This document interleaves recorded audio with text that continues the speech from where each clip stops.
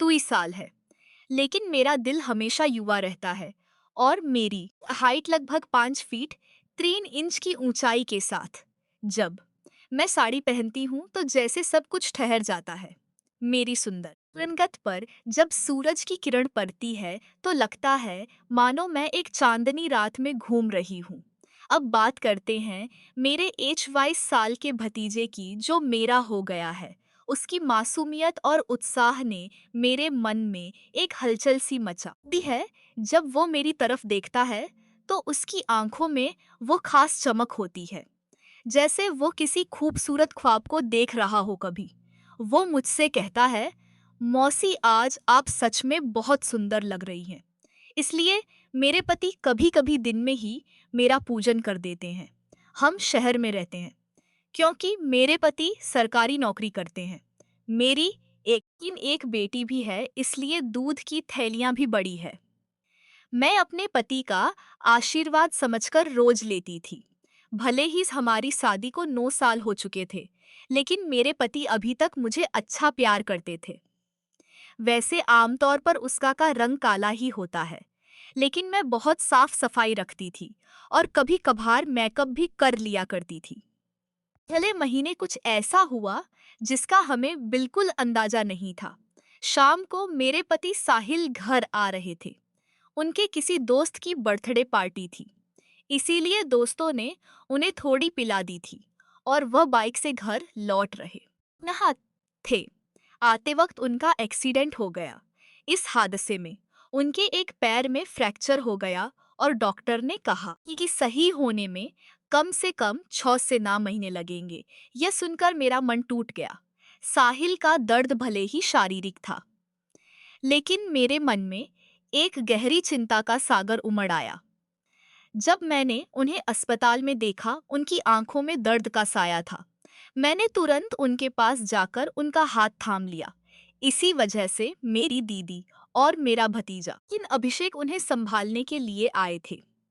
मेरे जीजाजी और दीदी तो वापस चले गए, लेकिन अभिषेक ने साहिल को यहाँ रुकने के लिए कह दिया क्योंकि वह ठीक से खड़े भी नहीं हो पा रहे थे। मुझे ही बाजार से सामान लाने और बाहर के काम करने पड़ते थे। इसीलिए मैंने अपनी बहन को कहकर अभिषेक को कुछ दिन रुकने के लिए बोल दिया। अभिषेक मान गया और बहुत खुश हो गया। अभिषेक मेरे कान तक ही आता था। शरीर भी ठीक ठाक था और रंग भी सामान्य था।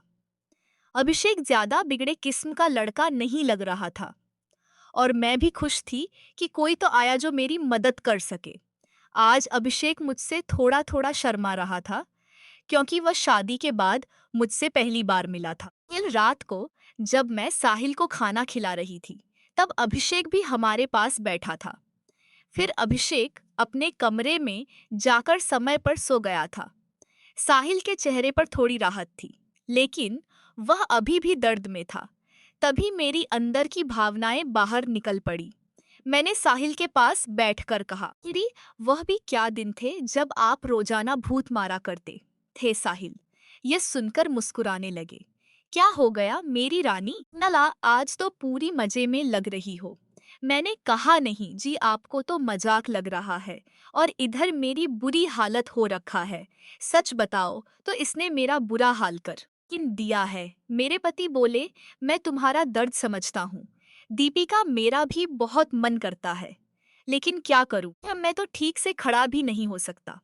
बस थोड़े दिन और निकाल दो, फिर देखना मैं इस भूत का क्या हाल करता हूँ।" तभी मैंने कहा, "थोड़े दिन नहीं, पूरे 6 महीने बाकी है प्लास्टर उतरने में, और मेरा तो 1 महीने में ही यह हाल हो गया। पता नहीं आगे के दिन कैसे कटेंगे।" मेरे पति मेरी उदासी दूर करने के लिए बोले, "चलो वो कि नहीं तो कम से दूध ही पिला, 2 डॉक्टर ने भी कहा है।" तभी मैंने हंसते हुए कहा, "आपके नसीब में तो वह भी किन है, क्योंकि आपकी बिटिया रानी ने पी लिया है।" हम दोनों जोर जोर से हंसने लगे। मेरे पति मुझे खुश रखने की पूरी कोशिश करते थे, लेकिन मैं क्या करूं, सब बेकार था। थोड़ी देर बाद साहिल सो गए क्योंकि उनकी इन दवाई उसे अभी भी शर्मा रही थी। तभी मैंने उसका हाथ पकड़ा और कहा, "अरे पागल, अपनी मौसी से इतना मत शर्माओ। बस धीरे से बोला, मौसी सच बताओ। तो ऐसी बातें मैंने अभी तक अपने दोस्तों से भी नहीं की है। मैंने कहा, अच्छा तुम मुझे अपना दोस्त ही समझ लो ना, क्योंकि मुझे ऐसी बातें करने में बहुत मजा आता है। अभिषेक ने कहा, हाँ मौसी एक थी, लेकिन उसने अभी मेरे से दोस्ती तोड़ दी है। मैंने पूछा, तुमने उसकी पिटाई तो कर दी होगी ना? अभिषेक बोला, नहीं मौसी सच बताओ बताओ। तो मैंने उसे ढंग से टच भी नहीं था। मैंने मुंह बनाते हुए कहा, हाँ तुम तो बड़े भोले हो अभिषेक, चलो कोई बात नहीं। अब तुम मेरे पास आ गए हो तो मैं तुम्हें सब सिखा दूंगी। मैं बातें करते करते अभिषेक के कमरे में ही सो गई थी। सुबह जब मेरी आंखें खुली तो अभिषेक बेड पर बैठा हुआ मुझे ही निहार रहा था। मेरे उठते ही अभिषेक ने मुझे गुड मॉर्निंग बोला। जब मैंने पूछा, क्या देख रहे हो क्या? तो वो बोला, मौसी आप सच में बहुत खूबसूरत हो। मैंने मुस्कुराते हुए बोली, अच्छा तो अब तुम सुबह सुबह खूबसूरती का नजारा ले रहे हो और रात को तो बड़े शर्मा रहे थे। अभिषेक मुस्कुराकर पूछने लगा, मौसी आप बुरा ना मानो तो एक बात पूछ सकता हूँ? मैंने कहा, अरे पागल, मैं क्यों बुरा मानूंगी, पूछो क्या पूछना है। अभिषेक अब मुझसे कहने लगा, मौसी सच सच बताना, आप जो 2.5 किलो के वजन अपने पास लिए घूमती हो, आपको भारी नहीं लगता क्या? उसकी अब बात सुनकर मेरी हंसी छूट गई। इसके बाद अभिषेक मुझसे काफी खुल गया था और अब वो मुझसे ज्यादा शर्म नहीं करता था। इससे मैं भी बहुत खुश थी, क्योंकि अब मेरा भी समय अच्छे से कटने लगा था। अभिषेक को आए कि हुए इधरा से 23 दिन बीत चुके थे और वो मुझसे काफी घुल मिल गया था। वो बाहर के सारे काम कर देता, बाजार से सामान ले आता और अपने चाचा को भी घुमा देता। मेरी तो बहुत सेवा करने लगा था। शाम को मेरा सर भी दबा देता और कभी कभी मेरे शरीर को भी आराम देता। लेकिन मेरी फरमाइश दिनों दिन बढ़ रही थी और मैं मेरे पति की हालत अब भी वैसी थी ही थी। अब सब कुछ मेरी बर्दाश्त के बाहर हो चुका था।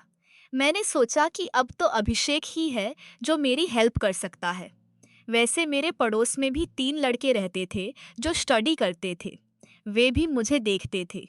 जब भी मैं छत पर बाल सुखाने या कपड़े सुखाने जाती तो वे मुझे ही देखते। और पहले तो मैंने सोचा कि उनमें से एक को पकड़ लो ताकि कुछ समय के लिए काम चल जाए। लेकिन फिर मैंने सोचा कि मैं इस घर की इज्जत हूँ और कल को पता नहीं।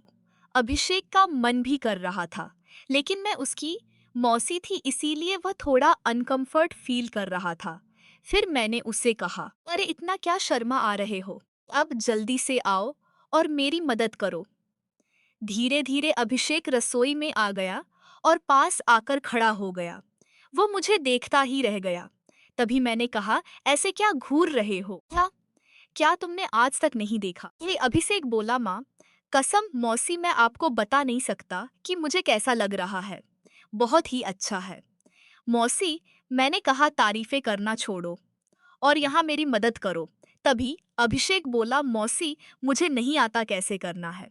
तो मैंने कहा, अरे बुद्धू, इसमें कुछ नहीं करना, यह लो पकड़ो और बस धीरे धीरे निकलो। थोड़ी देर बाद जब कि अभिषेक के हेल्प में हाथ तेज होने लगे तो मैंने सोचा कि अब मेरा आगे झुककर सही से काम करने का समय है। मगर जैसे ही मैं झुकने लगी तो देखा कि अभिषेक का काम तो पहले ही खत्म चुका है। उसे देखकर मेरा मन बहुत उदास हुआ, लेकिन फिर भी मेरी हंसी निकल ही पड़ी। मैंने नाराजगी से अभिषेक को मारते हुए कहा, ये क्या किया पागल, तुमने तो शुरू होने से पहले ही खत्म